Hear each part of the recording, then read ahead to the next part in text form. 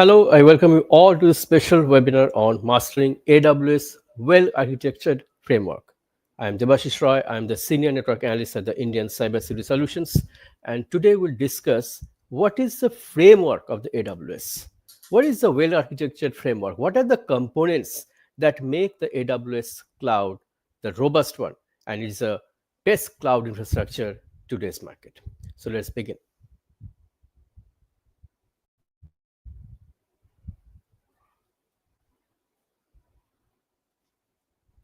So we'll discuss how to optimize the cloud solutions for AWS, and we'll master the AWS Well-Architected Framework best practices. So we'll explore the Well-Architected Framework focusing on the best practices like the cloud solutions that we have in the AWS. What is the secure, reliable, and efficient cloud architectures that meet your business needs in the AWS? How can we make the cloud secure, say, for example, with the IAM roles? How can we make it reliable? Say it will not fail, like we can implement the load balancers. So that efficient cloud management needs a robust architecture, a robust framework. The AWS Well-Architected Framework provides a consistent approach for evaluating different architectures, different levels of architectures. Like they ensure that they align with AWS's best practices to give you the best performance in the cloud. It consists of 5 pillars. First is the operational excellence. So the cloud should give you the best performance, the best excellence. Now, security, reliability, performance efficiency, and cost optimization. These are the other pillars. So definitely the AWS nowadays has the largest market share that we know. So this is the proof that it has the operational excellence. So the lot of revenue of the AWS is generated from the cloud, as we know. So AWS has become the market leader. It's a giant of the cloud providers. There are other cloud providers, but in terms of the security, in terms of the reliability that you have to maintain the cloud, like you are migrating some data and the cloud is not reliable, so every now and then the data crashes. So that doesn't happen in the AWS environment. So it is very reliable and very secure that your outside attack from the attacker or hacker doesn't happen here. So it has different tools for that. It has like the IAM roles to guide you for secure framework. Performance efficiency, cost optimizations, all are there in the AWS. And it will guide you to build better cloud solutions every day. Now, what is the operational excellence pillar? Now, it focuses on running and monitoring systems to deliver business value. So definitely the monitoring strategy should be there in any cloud. If you are not monitoring any cloud health, so what will happen? Anytime the cloud resource may fail, anytime the cloud server may go down, but the downtime should be zero. So it emphasizes automating processes because everywhere there is automation in the cloud. With the Python script or the JSON script that you know, that everywhere there is automation, you are actually, say, moving some devices like routers, switches, firewalls to the cloud, and it is automating. Monitoring performance and enhancing operational procedures also important to support continuous improvement and innovation in the AWS cloud. Then the security pillar, that is also a very important part because it prioritizes protecting data, important systems, and your assets. So if you have migrated some assets, say the VMs there, definitely they should be protected against the outside attack. It encompasses identity and access management that I was telling you, the IAM roles, like the giving the permission or the specific roles to specific user, say the IAM user, like we have one, the root user, and other is the IAM user. Root user can do anything. It can use any service.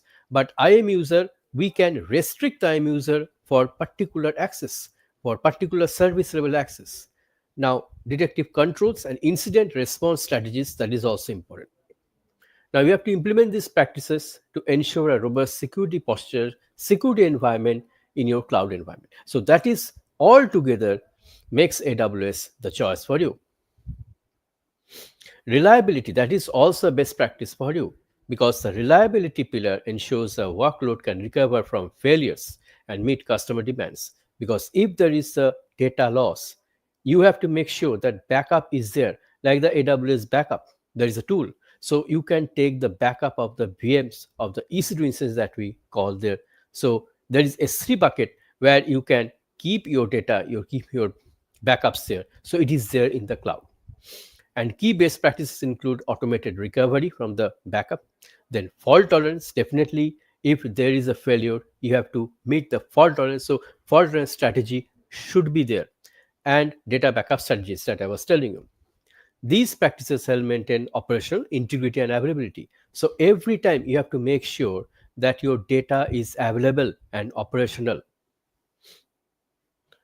Then the performance efficiency pillar, this is also a very important part because it focuses on using resources efficiently to meet system requirements. Now, the best practices involve the monitoring performance, say the CloudWatch, the performance monitor, that is a very important tool for AWS environment. Also, it chooses the right instance types. You have to choose the right instance type. Like there are several instances, like you have the reserve instance, you have the spot instance. So you have to choose the instance. Like you are reserving an instance, say for 3 years. So you can get an reserve instance or dedicated host. Dedicated host is very costly because the entire cloud server will host your only single EC2 instance for you, and no other EC2 instance will be running there. So definitely it's very costly for you, but you have to go for efficient cost management. So if you do not want that dedicated server, say for example, you do not need that, and you have got the dedicated server, it will be costly for you. Then scaling resources means auto scaling. That is also dynamically to optimize application performance. That is also very important.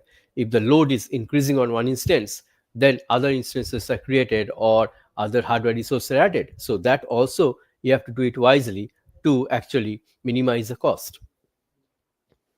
Then what are the cost optimization strategies? The cost optimization is a pillar to emphasize minimizing cost while maximizing your value. You have to implement the strategies like the resource allocation, then budget allocation, and cost monitoring that can lead to significant savings, and ensure that your cloud investments are effective. Because if you are investing in the cloud, you have to make sure that you are using the cloud properly. You are using the cloud, to its full potential, because cost optimization, minimizing your cost, that should be your goal. Because if you are incurring too much cost in the cloud, then what is the point to keep your data in the cloud? So you have to make it wisely. The cost optimization should be your goal. Now implement best practices for it. To effectively implement the best practices from the well-architecture framework, so organizations should conduct regular architecture reviews. So if these all pillars are making the AWS framework, the AWS architecture, then your auditing should be done regularly from the organization level, and utilizing the AWS tools and encourage a culture of continuous improvement. So you have to do the improvement continuously. You have to monitor the cloud. You have to do the auditing of organization, how the cloud servers are monitored, how are you preparing to use the cloud resources to its full potential. So you have to be very careful about that. And this proactive approach helps maintain alignment with AWS standards. So this standard should be set at a very high level, and you should maintain that high level of cloud platform. Now, a notable example, like the case study, should be like of successful optimization using the well architecture framework is any XYZ corporation, any ABC organization, which improved its system reliability by 30% and reduced the cost by 25% through effective implementation of best practices. So you have to implement all the 5 points, all the 5 pillars that I was talking about. And doing that, you can definitely achieve the performance, and you can actually increase the reliability, and you can reduce the cost if you implement it wisely, if you use the AWS framework wisely. So definitely you can do that. Now, common pitfalls to avoid, like when applying the well architecture framework, you can avoid the common pitfalls like the neglecting the security. You cannot neglect the security.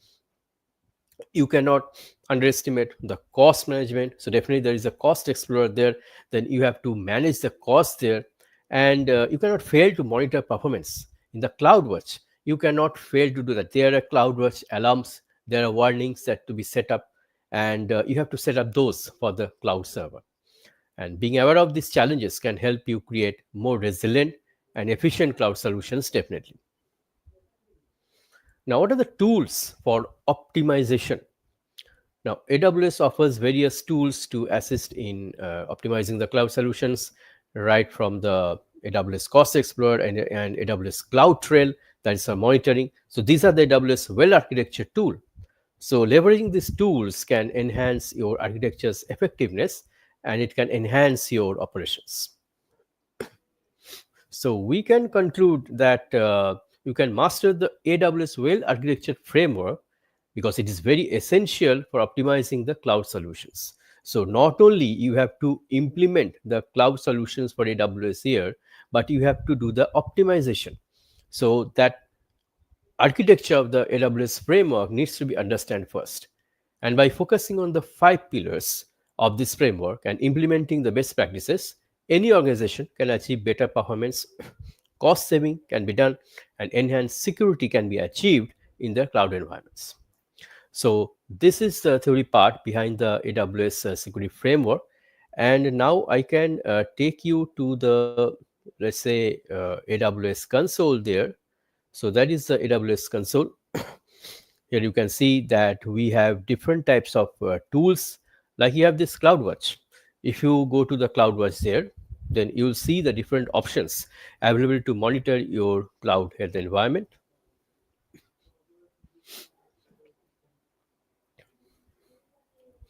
So there you can see that there is no alarm. So you can actually create some alarms there to actually monitor your cloud server's health performance there. So you can create some alarm so that it gives you some notification. It gives you a notification against a specific metric. So you can select the specific metric, and you can add some query there. Also you can add some mathematical applications also, like you can search for, say, lambda function.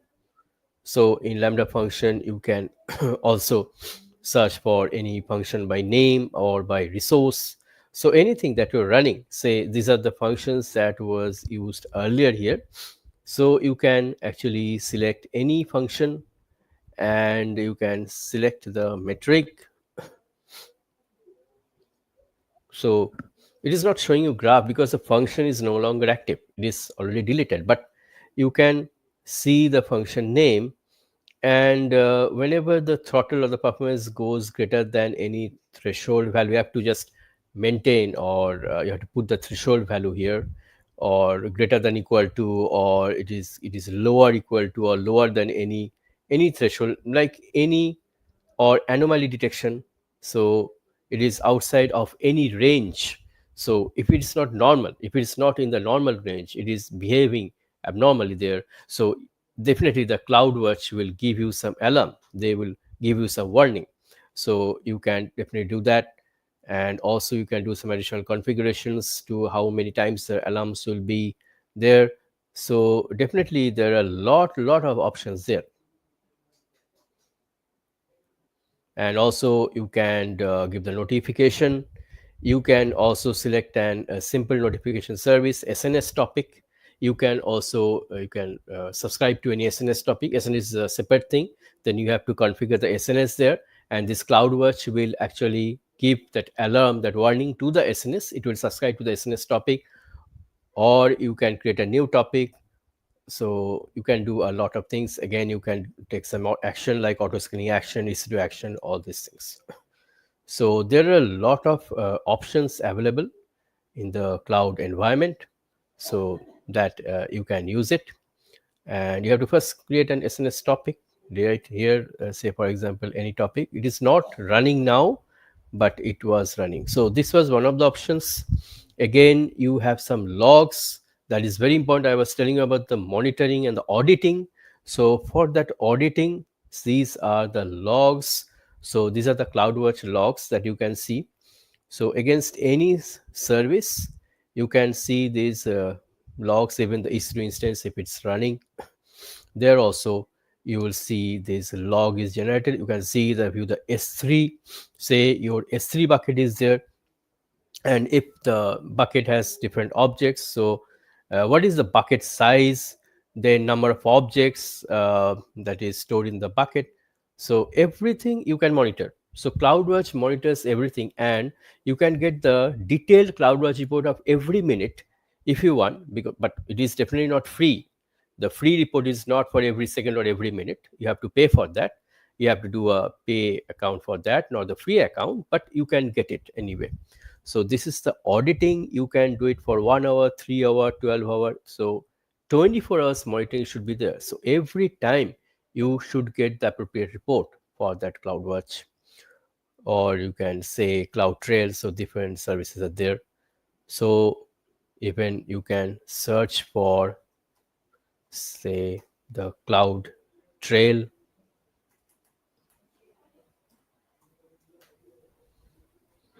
track user activity and API use. So that is also another feature, just like the CloudWatch. So here also in the CloudTrail, you can actually trail to your log your AWS account activity. So you can actually capture the events, that is the event management. So by creating a trail with simplified settings, so you can create a trail for your account activity. What is the activity of your account? How many data is transferred? So you can see the management events there. So actually it will again do an SMS notification. So these things almost the same, but it will actually include your APIs also. The API activity also will be there, network activity. So you can go to edit, and you can also say add some resources, the network activity events. So you can actually add different type of activity there. Event source, what is event source? Either it is in EC2, or even you can see the JSON view of there. So if you add anything, then definitely you will have the JSON view, because everything is being automated, I've told you.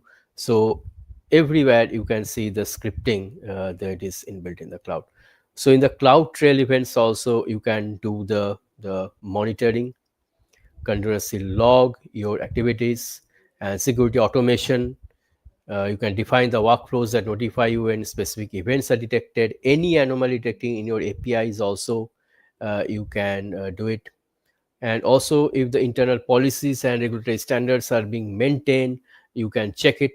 So any abnormal activity in the AWS account, if anybody is going to hack into your account or do some unauthorized use of your account, you can detect it using this CloudTrail events also. So this is actually this CloudWatch, CloudTrail, all these tools actually give you a very secure, resilient, and robust AWS framework. So you can also check the Cost Explorer. The Cost Explorer you can also check. You can see the Cost Explorer there. You can have the better understanding of your cost management, because that is very important part for your AWS management. So there also you can see the estimate of your cloud server's cost. So how this server is built, what are the services you have used per month, what is the bill, and what is the estimated range. So that is also very important for your cost optimization. So these things also you can get this reports there. So this is actually a very well structured framework that I am telling you again and again that AWS has. And these all these tools, this CloudWatch, CloudTrail, Cost Explorer, all these tools together build a robust AWS framework. So not only one tool, but these different tools actually build this cloud, this AWS cloud, the best cloud in the market nowadays. There are other options like the Azure or the GCP there, but I found that AWS has the most robust infrastructure and the well-structured framework right from their console. Their AWS console, you can see that they have incorporated many changes in their console, and also they frequently update that. And it is best in terms of the options they have, or anything, any cost management, anything is best in the AWS. So that is why the AWS is a market leader in the cloud. So this was all about the AWS, the framework that we have discussed today, the well-architected framework. And I hope that you have got a better understanding about this AWS framework now. And it will also help you to secure your cloud in your enterprise level. And also it will help you to gain immense understanding of the cloud in terms of the exam preparation, like the AWS Solution Architect Asset Examination. So I thank you all for watching and joining this webinar. I think it will be very helpful for you, and I will come with some new topic next time. Till then, bye.